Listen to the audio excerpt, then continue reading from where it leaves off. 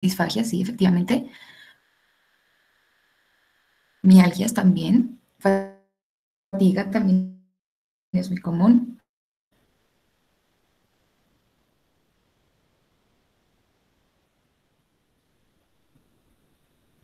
¿Qué más creen que podría aparecer en este tipo de virus?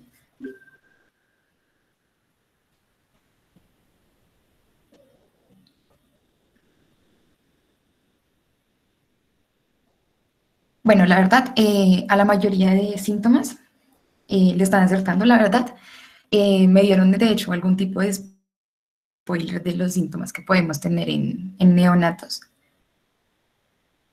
Ok, neumonías, ok. Vale, entonces, sí tienen una idea global muy buena y pues ya voy a informarles acerca de todos los síntomas que podemos encontrar.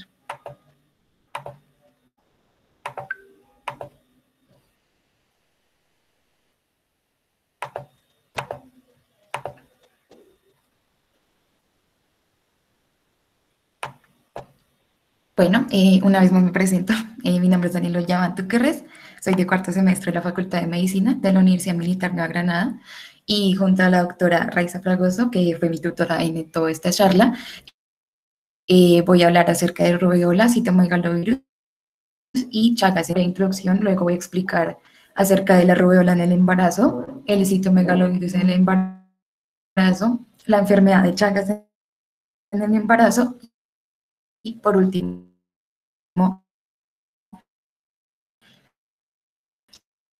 la endémico que principalmente es letal como un aborto.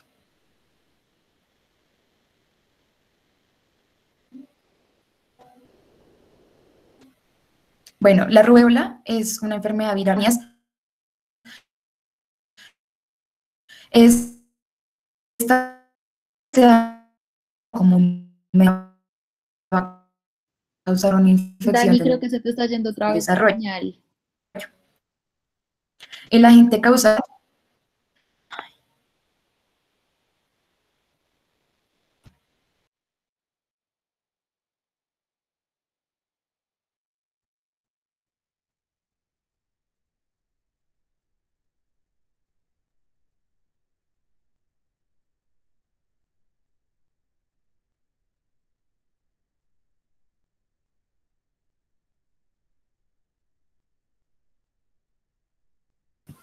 No se está escuchando nada, qué pena.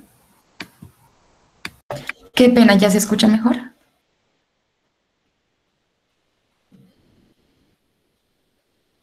¿Me escucha? Sí, sí, Vale. sí. Bueno, empiezo de nuevo. La rubéola es una enfermedad viral contagiosa, la cual está caracterizada por erupciones rojizas cutáneas. Esta es causada por un virus, el virus de la rubéola, y este tipo de enfermedad se da comúnmente en la infancia. Bueno, el virus va a causar una infección limitada en la mayoría de los huéspedes, no es nada tan grave, pero puede tener consecuencias devastantes para lo que sería el feto en desarrollo. El agente causal de esta enfermedad es el virus de la rubéola, un virus de ARN de la familia Matonaviridae y del dominio Riboviria. Los humanos son los únicos reservorios para este virus, es decir, no pueden ser de enfermedad zoonótica, no se puede transmitir desde animales.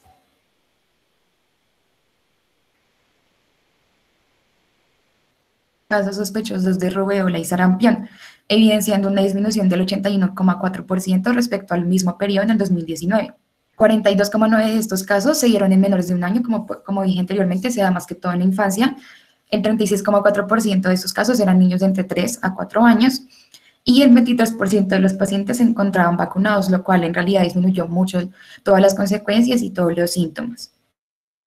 Entonces, de acuerdo con los signos y síntomas, la erupción se presentó en un 100% de los casos, lo que fue la fiebre en un 94%, la tos en un 53%, la coriza en el 48%, algunas adenopatías en el 23%, conjuntivitis en el 18% y artrialgias en el 11% fue el síntoma menos común reportado en esa se llama epidemiológica del 2020. En cuanto a los casos graves, debido a la adecuada vacunación y básicamente ese 23% de los casos ya se encontraban vacunados al menos con una dosis. Hubo un decremento en 27 entidades territoriales, lo que podemos ver en la diapositiva como el color gris, y pues en algunas ciudades como en Barranquilla, Bogotá y en el norte del Santander, se encontró sorprendentemente algo por encima del esperado, entonces podemos observar aquí hubo un decremento y aquí un incremento de rubiola y sarampión. Y pues cabe recalcar que esta infección por rubiola se encuentra prácticamente erradicada en el país debido al plan de vacunación de la vacuna triple viral. Bueno, la transmisión de este virus era básicamente una transmisión por fluidos. Entonces la pregunta antes sí estaba mal. No por tocar a alguien se te va a pasar el virus de la rubéola. Esa transmisión, ¿cómo se va a dar? Entonces el virus que produce la rubéola se va a transmitir al entrar en contacto con fluidos nasales o pues saliva de una persona. Entonces puede transmitirse por tos, por besos, estornudos o por compartir alimentos o algunas bebidas que estén con la infección. Una vez pasa, entonces va a tener este virus contacto pues con unas secreciones nasofaringeas y el virus pues se va a replicar en lo que es el tejido linfático del tracto respiratorio superior y pues ahí se va a esparcer de manera hematógena, es decir, se va a esparcer por la sangre. Entonces, en cuanto a los signos y síntomas de la madre, la rubéola se va a caracterizar por dos fases. Una fase prodrómica, donde básicamente vamos a tener síntomas como lo que sería congestión nasal, una fiebre leve más o menos, de 39 grados, una conjuntivitis es un síntoma muy común en la rubéola. Podemos manifestar cefalea, ganglios linfáticos inflamados, y tenemos una segunda fase de la infección que se llama fase exantémica o eruptiva. En esta fase, básicamente se dan las erupciones. Estas erupciones son rojizas en la piel, como podemos observar aquí. Pueden empezar en el rostro y luego se van a ir esparciendo en el resto del cuerpo. Entonces, luego de unos 4 a 7 días, van a terminar tal vez en una escamación fina y no van a generar tan grandes consecuencias. La transmisión congénita del virus de la rubéola, pues básicamente va a ocurrir en esparcimiento hematogénico. Entonces, una madre contagiada se lo puede transmitir al feto a través de la placenta antes de la 20ª semana. Especialmente todo pues en el primer trimestre es donde más toca tener cuidado y donde más se puede infectar. Y luego el virus se va a esparcir por todo el sistema vascular en desarrollo del feto, pues luego a atravesar la placenta, como podemos observar aquí. El síndrome de rubéola congénito es el síndrome que se genera pues gracias a este paso de virus al feto. Esa infección básicamente puede tener pues unos efectos catastróficos en el desarrollo del feto. Entonces ese paso de infección al feto va a generar isquemia en órganos afectados y daño en vasos sanguíneos. Bueno, en cuanto a sus estadísticas, el 87% es el riesgo que podemos tener de infección fetal en el primer trimestre de la gestación. Entonces, por eso es tan importante siempre ese diagnóstico en esta etapa y pues tener cualquier tipo de prevención. El 25% es el riesgo de infección fetal en el segundo trimestre de la gestación. El 35% es el riesgo de infección fetal en el tercer trimestre, pero cabe destacar que en el tercer trimestre no hay efectos tan catastróficos en el feto como podrían haber en el primero. Entonces tenemos lo que se llama como la tetrada de Gregg, que se caracteriza por cardiopatía, oftalmopatía, sordera, que es normalmente bilateral, microcefalia y retraso mental. Hay otros síntomas que no son parte de la tetrada que pueden aparecer más tardíos, pueden aparecer ya en la niñez temprana como autismo, algún tipo de diabetes mellitus insulino dependiente y panencefalitis. Entonces, ¿cuáles son los síntomas que más podemos encontrar en neonatos infectados con rubéola congénita? Microcefalia, es evidente, esta cabeza de este neonato es más chiquita, una comparada normal. Cataratas es el tipo de oftalmopatía más común en neonatos con síndrome de rubéola congénita, como vamos a observar aquí. También podemos encontrar como retinopatías, glaucomas o microftalmias, pero estas son las más comunes. También podemos encontrar la sordera y anomalías cardíacas. Cabe destacar que si la infección es muy grave en el primer trimestre, también podemos generar aborto. ¿El diagnóstico cómo se hace?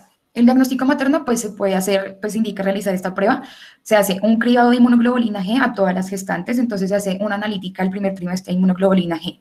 Si esta inmunoglobulina G me da mayor a 15 miliunidades internacionales por mililitro, nos indica que obviamente no hay infección por inmunoglobulina M y básicamente al haber ya inmunoglobulina G, la madre puede pasar estos anticuerpos y generar una inmunidad al feto. Si el nivel de inmunoglobulina G es menor a 15 miliunidades por mililitro o es simplemente cero negativa, la prueba no se repite, pero se requiere vacunar en puerperio. También tenemos el examen serológico y clínico de confirmación. Entonces, esta prueba se puede obtener de fluidos como sangre, orina, fluidos cerebroespinales o nasales. La inmunoglobulina M positiva a los 3 y 6 días posinfección, ¿qué nos va a indicar? Nos va a indicar básicamente de que esta inmunoglobulina M va a estar presente 8 semanas después de la prueba. Y la inmunoglobulina G positiva a los 7, 9 días de la infección nos va a indicar que va a estar presente en toda la vida. Como ya expliqué antes, este tipo de anticuerpo va a estar ahí y va a generar un tipo de inmunidad la cual la madre puede pasar al feto. En cuanto a la prueba de PCR de RNA viral, se realiza en el exudado faríngeo, se toma una muestra de la faringe y lo ideal es realizarlo de 7 a 15 días después de la infección. Que también podemos tener como diagnóstico para la madre, pues pruebas como hemoglutinación pasiva de anticuerpos, aglutinación en látex, como podemos ver aquí, o fijación de complemento. Este tipo de pruebas no son tan requeridas, no son tan usadas, pero pueden servir de confirmación. El diagnóstico fetal, ¿cómo se realiza? Entonces, bueno, primero que todo, si se confirma rubéola materna antes de las 12 semanas, esto ya es un mal pronóstico de por sí. No necesitamos pruebas fetales ahí porque en realidad ya es un mal diagnóstico. Y en este caso, ¿qué se toca hacer?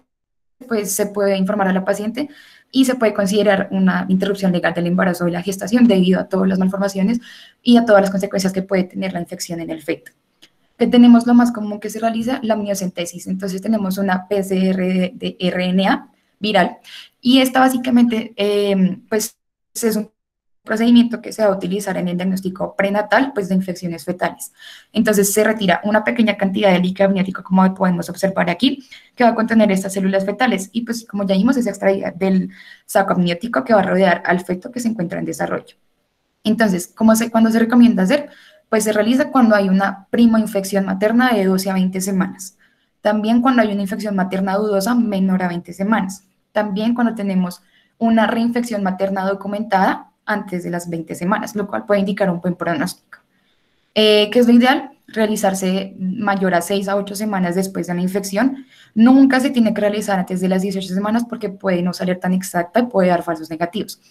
Y básicamente, si esta prueba dio un negativo previo y todavía se sospecha, lo ideal es repetir en la semana 22. Tiene un 90% de sensibilidad y 100% de efectividad. La cordocentesis de inmunoglobulina M fetal. Entonces, esta prueba básicamente se realiza si la prueba de amniocentesis de PCR de RN viral sale negativa, pero aún se tiene demasiada sospecha. Entonces, esta pues tiene una sensibilidad más variable y tenemos que si básicamente la inmunoglobulina M da positiva mayor a las 19 semanas, nos va a indicar de por sí una infección fetal.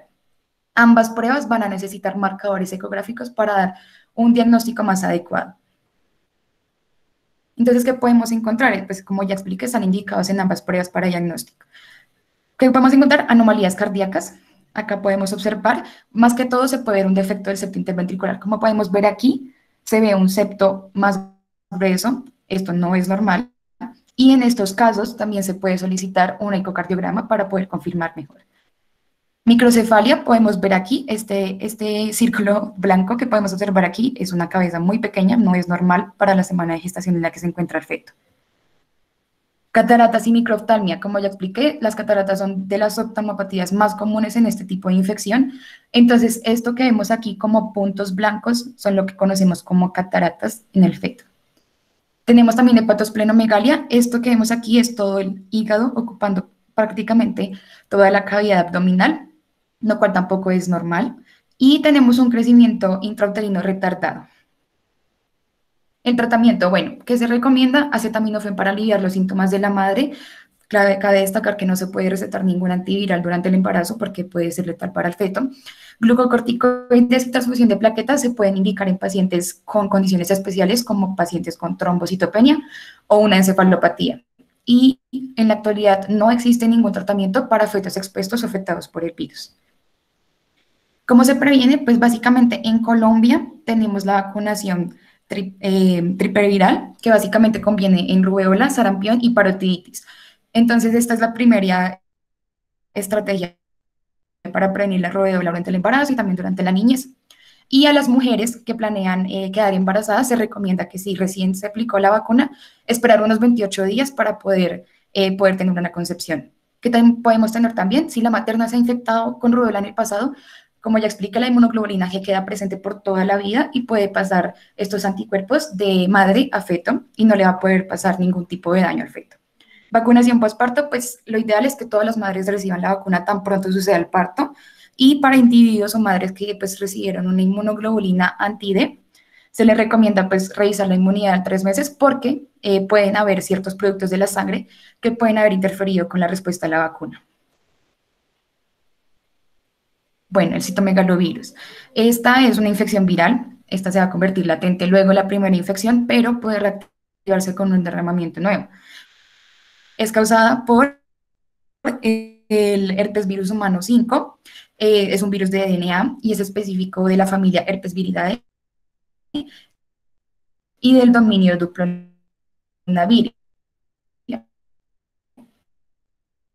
Eh, por citomegalovirus, en las mujeres podemos tener que la seroprevalencia pues incrementa con la edad y varía dependiendo pues de la residencia geográfica, raza, etnia o factores demográficos. Entonces, ¿cuáles son las características que me pueden predecir una serología positiva de citomegalovirus? Podemos tener un estatus socioeconómico bajo, tiene mucho que ver.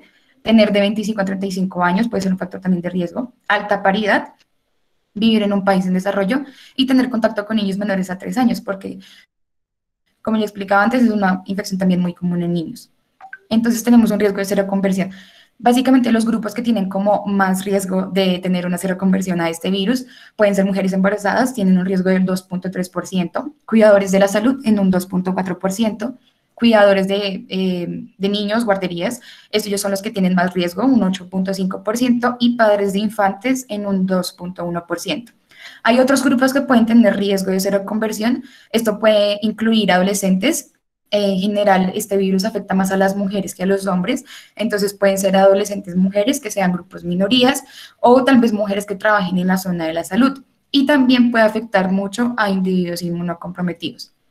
Bueno, tenemos básicamente que esta seroconversión durante el embarazo, podemos verla que en el periodo preconcepcional se puede dar en un 5.5%, en el periodo periconcepcional en un 21%, en el primer trimestre 36.8%, en el segundo trimestre un 40.3% y en el tercer trimestre un 66.2%.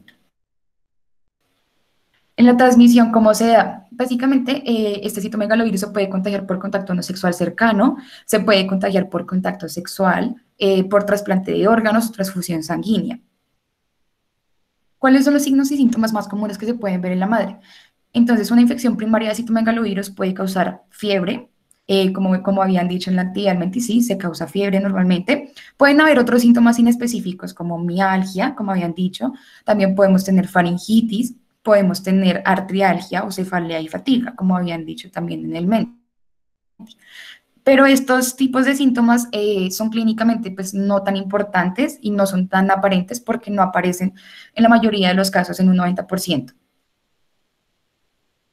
Que podemos tener también la mononucleosis por el citomegalovirus también puede afectar dermatológicamente. Entonces también podemos ver erupciones en la piel, podemos tener pápulas, podemos tener máculas, algunas erupciones rubeliformes o morbiliformes. La transmisión congénita se da cuando la viremia va a pasar de la madre. Entonces esta viremia lleva a una infección placentaria y luego pues se da este paso del virus a través de la placenta al feto. Y ahí los citotorfolblastos, es decir, las células que tenemos ahí en la placenta, van a ayudar a la replicación del citomegalovirus.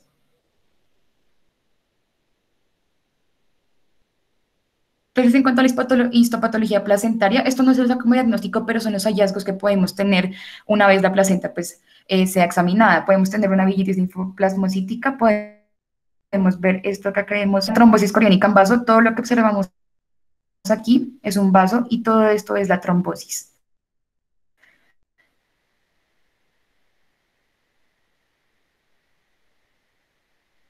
Depósitos de hemosiderina. Normoblastemia, también tenemos esclerosis de los capilares vellosos, todo esto que ven ustedes con mucho como espacio, como si fueran burbujas, Una transmisión postnatal puede ocurrir, entonces básicamente ocurre cuando el neonato se va a exponer a una derramación viral de los fluidos en el momento del parto, entonces fluidos vaginales o cervicales, o también se puede pasar a través de la leche materna, pero este tipo de transmisión es poco probable que infecte grave al neonato y la enfermedad no suele ser grave. Entonces, ¿cuáles son los signos y síntomas más comunes en el neonato? Entonces, cabe destacar que pueden ser sintomáticos o asintomáticos, pero ambos están en riesgo de desarrollar secuelas en la niñez temprana, solo que los sintomáticos tienen un riesgo mayor, ya que su tasa de mortalidad es del 5%. La mayoría de los neonatos son asintomáticos, pero el 15 al 25% de estos pueden desarrollar anomalías en el neurodesarrollo. Entonces, ¿qué síntomas podemos encontrar en los poquitos que son sintomáticos? Ictericia, podemos ver este bebé tiene un aspecto amarillo. Hepatosplenomegalia, como expliqué antes también, hígado y vaso aparentemente pues grandes. Podemos encontrar coriorretinitis, esto es la retina, todo esto es la coriorretinitis. Trombocitopenia y petequias, como podemos ver también se puede ver este tipo de erupciones en la piel y un síndrome de intestino corto. Entonces, bueno, el periodo preconcepcional es un periodo alto donde podemos tener un riesgo de 28% de infección congénita por una seroconversión durante ese tipo del embarazo. Hay otro riesgo del 19.3% en el primer trimestre, 0.9% en el segundo trimestre y un 0.4% en el tercer trimestre. Por eso sigo diciendo que todas las infecciones son de vital tratarlas y diagnosticarlas en el primer trimestre. ¿Cómo se clasifica esta infección? Básicamente la infección de citomegalovirus en mujeres embarazadas se puede clasificar en primaria y no primaria. Entonces, cuando es una infección primaria, es decir, el virus se adquiere durante la gestación. Entonces, se sospecha si la inmunoglobulina G y la inmunoglobulina M son positivas y si la inmunoglobulina G tiene una baja avidez. El 25% de las infecciones de citomegalovirus congénito se van a dar por infección primaria. Y de estas personas con infección primaria, el riesgo de secuelas severas para el neonato es aproximadamente del 3%, no es nada tan grave. En la otra clasificación es la no primaria, entonces esta ocurre cuando las mujeres adquirieron el virus antes del embarazo. Entonces, como otros herpesvirus, el citomegalovirus va a establecer una latencia que puede volver a activarse en cualquier momento de la vida, tal vez de una reinfección o una reactivación. Hay una presencia de anticuerpos de citomegalovirus en la madre antes de la concepción, y como este diagnóstico de citomegalovirus no primaria es tan difícil, no se sabe con certeza cuántas mujeres pueden reactivarse o reinfectarse durante el embarazo o cuáles podrían ser esas secuencias clínicas para el feto luego de la reactivación. Y los 3/4 restantes de infección congénita se van por infección no primaria, es decir, la mayoría de infecciones congénitas por citomegalovirus se dan por una infección no primaria. En el diagnóstico que se busca, se diagnostica con exámenes serológicos y se realiza una seroconversión en búsqueda de inmunoglobulina G y inmunoglobulina M, específicos para la enfermedad, siendo más específico y acertado la inmunoglobulina G. En cuanto a la infección primaria, tenemos que, si tenemos una inmunoglobulina M positiva, nos va a indicar la avidez de la inmunoglobulina G. Si esta es elevada, nos indica que la infección es mayor a 12 semanas. Y si es baja, la infección es menor a 12 semanas. La inmunoglobulina M negativa que nos va a indicar que hubo una infección primaria hace 2 o 3 meses aproximadamente. Que podemos encontrar también en este diagnóstico de infección primaria una inmunoglobulina G positiva y obviamente el DN viral en la sangre materna. En la infección no primaria, pues básicamente vamos a tener una inmunoglobulina G positiva y una inmunoglobulina M negativa debido a que ya ha pasado el tiempo en el que esta se manifiesta. En cuanto al diagnóstico fetal, tenemos que básicamente pues, se realiza la amniocentesis, una PCR DNA viral. Esta es de elección, pero pues se indica cuando hay una sospecha serológica. Y se realiza de 6 a 8 semanas posinfección, al igual que la amniocentesis de la rubeola. Bueno, el DNA negativo que nos va a indicar, pues básicamente se descarta infección, pero aún así se realiza un control ecográfico para poder descartar cualquier tipo de anomalía. Un DNA positivo nos va a indicar una infección fetal y que se recomienda unos marcadores ecográficos para poder analizar el pronóstico del feto. Tiene un 92% de sensibilidad y de 98 a 100% de efectividad. ¿Qué se realiza luego? Una evaluación y un seguimiento ecográfico. Entonces, una ecografía lo ideal es realizarse de 2 a 3 semanas luego de haber tenido el diagnóstico, una cardiotocografía en reposo a la 4ª semana, y una resonancia magnética intracraneal a las 30 a 32 semanas, que es donde se aparecen la mayoría de malformaciones. Una ausencia de marcadores que nos va a indicar pues un buen pronóstico. Entonces, ¿qué marcadores ecográficos podemos tener en el citomegalovirus congénito? Pueden ser anomalías del sistema nervioso central y estas se van a clasificar en de buen pronóstico o mal pronóstico. Entonces, en esta primera foto tenemos una ventriculomegalia moderada y severa. En esta podemos ver nada más una severa y esta, que está subrayada en color azul, nos indica que es de mal pronóstico. Entonces, como podemos observar aquí, todo esto que vemos opaco, todo esto que vemos como negro, son los ventrículos aumentados o algo que no es normal. Quistes periventriculares son de buen pronóstico y el aro periventricular es de mal diagnóstico. Entonces aquí podríamos ver el halo periventricular, esto que podemos observar aquí. Este halo periventricular que me va a indicar una destrucción del parénquima cerebral. Anomalías del cerebelo pueden ser de buen pronóstico dependiendo y una hipoplasia del cerebelo es de mal pronóstico generalmente. Entonces esto que podemos observar aquí es el cerebelo, es demasiado pequeño para la edad en la que se encuentra el feto. Sinequias periventriculares son estas que podemos observar aquí, que se ven como un poco más lúcidas. Estas no son de mal pronóstico, pueden ser a veces algo tratable. Focos ecogénicos y calcificaciones aisladas son todo esto que podemos observar aquí. También son de buen pronóstico. Anomalías del cuerpo calloso y de las circunvalaciones cerebrales. Por ejemplo, acá tenemos un cuerpo calloso extremadamente ancho, eso no es normal, todo esto es de mal pronóstico, y una anomalía de las circunvoluciones cerebrales, como podemos observar aquí arriba donde estoy señalando, este cerebro está liso, no tiene circunvoluciones cerebrales, lo cual tampoco es normal. Lesiones hemorrágicas y destructivas y una hidranencefalia. En la imagen que podemos observar, una hidranencefalia. Todo esto que observamos que es opaco es líquido en el cerebro. Y microcefalia y microencefalia. Acá podemos ver, bueno, evidentemente la cabeza es muy pequeña y tenemos una microencefalia, evidentemente. Esto también, todo esto es de mal pronóstico en el feto. Entonces también podemos tener anomalías que están fuera del sistema nervioso central. ¿Qué podemos tener más que todo? Calcificaciones intraabdominales, todo esto que vemos como puntos blancos, todo esto son calcificaciones intraabdominales. Intestino ecogénico, esto que podemos observar aquí, que se ve como blanco, como más lúcido, esto es un intestino ecogénico. Este intestino ecogénico también se puede ver en toxoplasmosis y parvovirus, por eso es tan importante realizar diagnósticos diferenciales y hacerte algún diagnóstico específico para la enfermedad.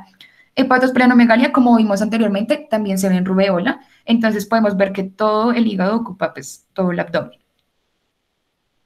Cardiomegalias, las cardiomegalias están asociadas en muchas infecciones y se ven generalmente en todas.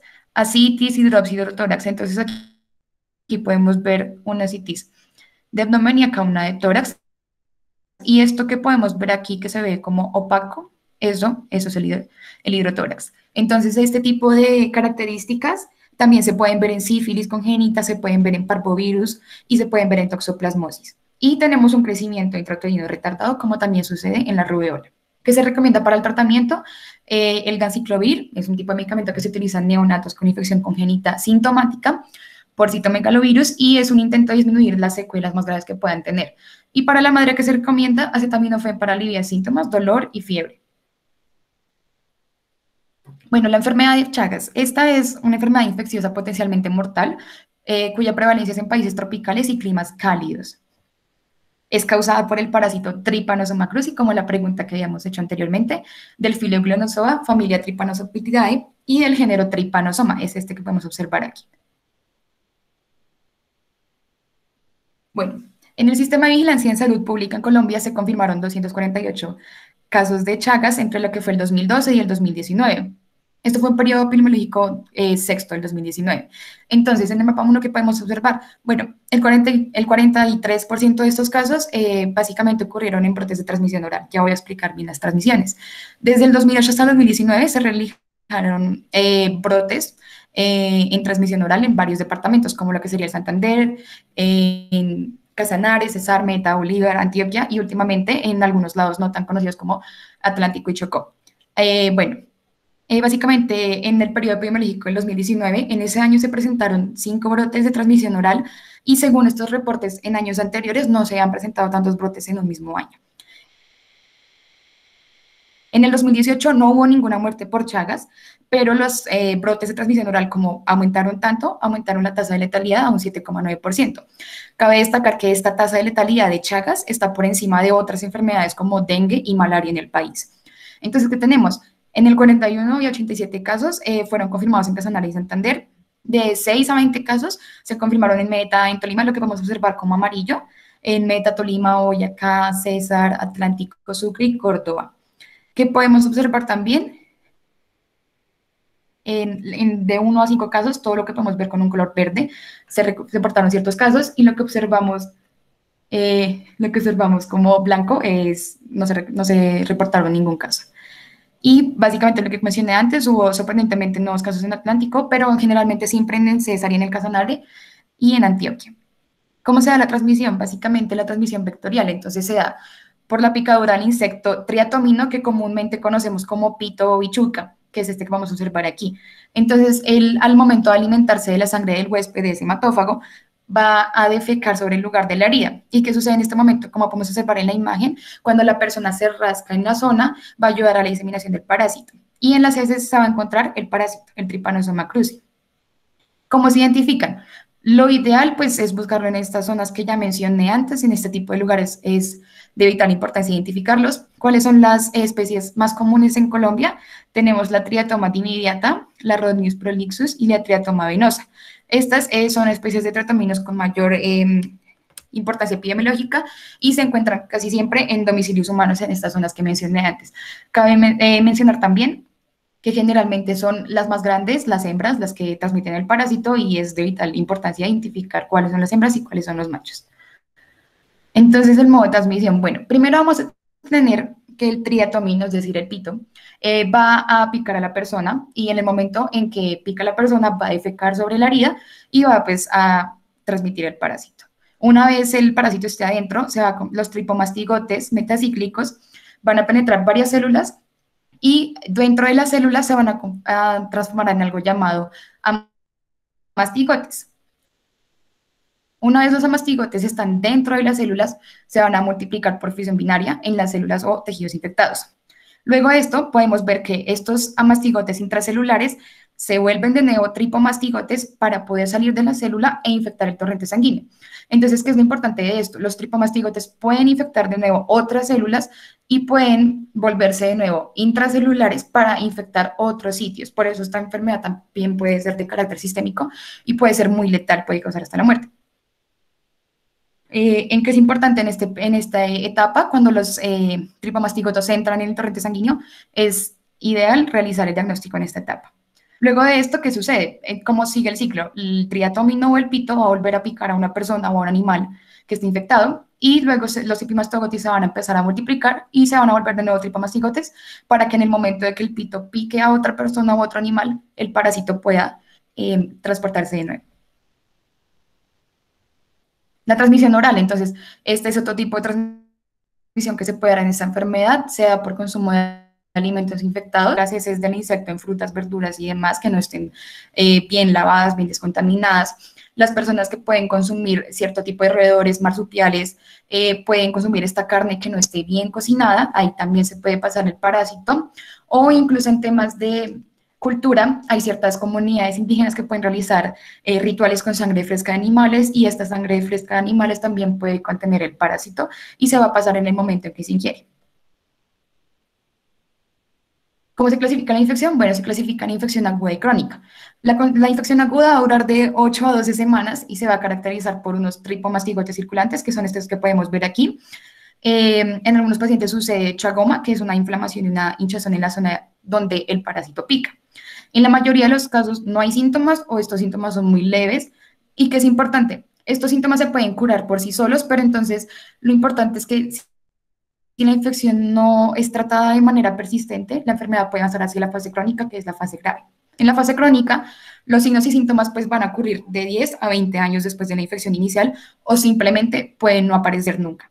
Durante esta fase crónica, los parásitos se van a esconder, por ejemplo, en el músculo del corazón o del aparato digestivo. Esto se conoce pues como un mimetismo. Entonces ellos lo que van a hacer es camuflarse para parecerse a las células cardíacas y de esta manera las células del sistema inmune no van a poder diferenciar entre lo malo y lo bueno y van a empezar a atacar a las células cardíacas sanas, pensando que son malignas y nos va a formar lo que conocemos como una miocardiopatía chagásica. Entonces, ¿qué podemos tener en la fase aguda? Un chagoma. Cabe destacar que este chagoma, como ya dije, es una hinchazón donde el insecto pica y este ocurre comúnmente en el rostro. Estos pitos suelen picar en el rostro y más que todo cerca del ojo o de la boca. Comúnmente esta picadura, como ya dije, se da en el párpado móvil y cuando se da en el párpado móvil esto se conoce como el signo de Romaña, que es lo podemos observar aquí. También podemos observar síntomas como disfagia, erupciones cutáneas, fiebre, cefalea o ganglios inflamados. Los signos y síntomas ya crónicos. Lo que les estaba contando, la miocardiopatía chagásica. Cuando el parásito se camufla y puede hacer que las células del sistema inmune se ataquen a sí mismas. Problemas intestinales, entonces podemos generar un megacolon y por eso pues las personas van a tener síntomas como dolores cólicos y demás. Y meningoencefalitis también puede ser de carácter muy importante. La transmisión congénita se da cuando el paso del parásito pues va a pasar de la madre al hijo durante el periodo de la gestación a partir de las 22 semanas. También se puede infectar con sangre de la madre durante el parto, pero esto no es tan común. ¿Qué signos y síntomas se dan en el neonato? Anemia, hepatosplenomegalia, bajo peso al nacer, pero la mayoría de esos son asintomáticos. ¿El diagnóstico cómo se realiza? Los tripomastigotes pueden detectarse por microscopio de sangre anticoagulante o FICOVAT y la prueba que más se realiza es el PCR para cuando hay más semanas de infección. Tenemos que hacer un diagnóstico diferencial. Podemos tener un paciente con celulitis preseptal, donde podemos ver que tiene una inflamación y tiene inflamación tanto en párpado móvil como en párpado fijo. Pero ¿qué sucede en este sitio? No podemos observar el punto donde el insecto pica. Esto nos indica que no es Chagas. Mononucleosis infecciosa, como ya vimos, pueden aparecer erupciones cutáneas en la infección aguda, pero esto también se puede diferenciar.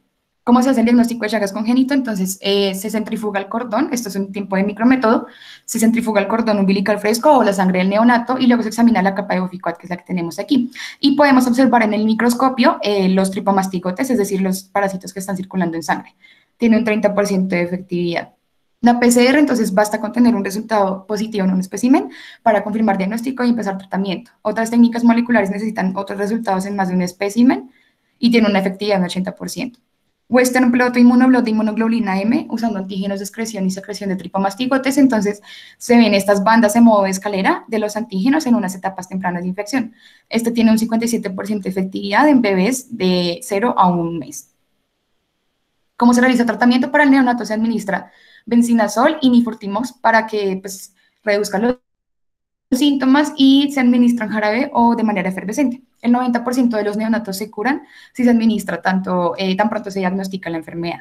¿Cómo se puede prevenir esta enfermedad? Entonces se requiere una fumigación en las viviendas y áreas circuncidantes, uso de tolvillos y mejoramiento de viviendas, tamizaje de los donantes de sangre y órganos, porque también se puede transmitir de esta manera, una buena higiene en el consumo de alimentos, y las mujeres embarazadas que residen en estos sitios de alto riesgo deben asistir a tamizajes para poder indicar que no tengan la infección. Y listo, esta es la bibliografía que usamos. Muchas gracias por todo.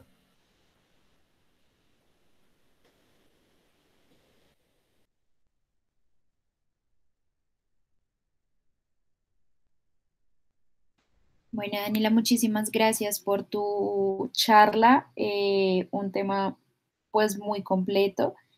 No sé si la doctora pues tenga algo por decir, aportar algún comentario. Bueno, Daniela, muchas gracias por la dedicación al tema, pues por esta información que realmente es básica, digamos, cuando ustedes se enfrentan a una materna en zonas diferentes al interior del país. Pues digamos que todos estos temas, lo más importante de recordar es que el tamizaje, por ejemplo, para rubeola, pues no está establecido en la norma 3280, pues como ley o como obligatoriedad, pero pues se recomienda para población de riesgo y esa población de riesgo se establece como profesionales de salud. Nosotros somos población de riesgo, entonces eh, pues se recomienda hacerlo para poblaciones de riesgo. Con respecto al citomegalovirus, pues tampoco es una prueba de tamizaje establecida, eh, pero pues se recomienda en pacientes que han presentado síntomas gripales inespecíficos, sobre todo cuando tienen adenopatías marcadas y pues están en estado de gestación o han presentado esta sintomatología previo o muy cercano, pues previo al estado de embarazo. Y por último, la patología chagásica, pues estamos acostumbrados a verla en adultos, es pues lo que se nos enseña en medicina interna y parasitología, pero pues las maternas no están exentas de tener esa patología y pues obviamente los fetos y posteriormente los recién nacidos tampoco. y es algo que se tiene que tener en cuenta en los lugares que no pertenecen al interior y que pues que este tipo de enfermedades vectoriales pues sí son endémicas, entonces debemos sospecharlo y debemos pensar que puede pasar. La idea es que ustedes piensen, sospechen que hay otro tipo de enfermedades pues no tan comunes, pero que también pueden tener consecuencias devastadoras para la gestación. Sí, señora, cabe destacar eso, que no es para tamizaje comunes. Por ejemplo, acá en Bogotá no se solicitarían ese tipo de diagnósticos tan comúnmente, pero pues lo que decía la doctora, se puede indicar en sitios de zonas endémicas. Natalia Rosario, ¿tienes algo para preguntar?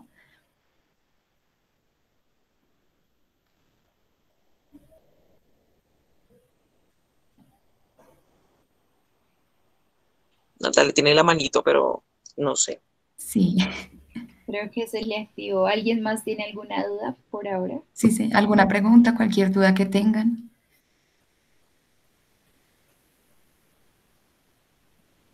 En el chat ya les enviaron el link para la asistencia. Por favor, recuerden llenarlo.